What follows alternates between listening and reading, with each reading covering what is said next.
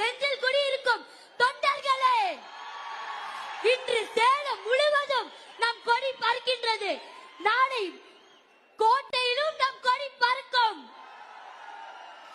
விவசாயிகள் முதல் விஞ்ஞானிகள் வரை கொண்டாடும் ஒரே தலைவன் நம் தளபதி.